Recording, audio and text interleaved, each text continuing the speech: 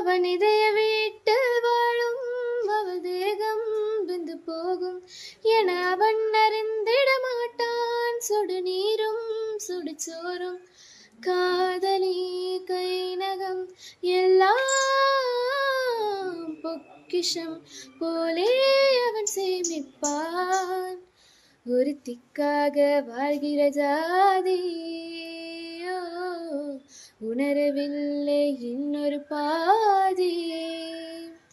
மருதாணி விழியில் ஏன் மருதாணி விழியில் ஏன் அடிப்போடி தீபாலி ஆகாயம் மண் மீது சாயாது. நிஜமான காதல்தான் நிலையான பாடல்தான் அதன் ஓசை என்னாலும் ஓயாது.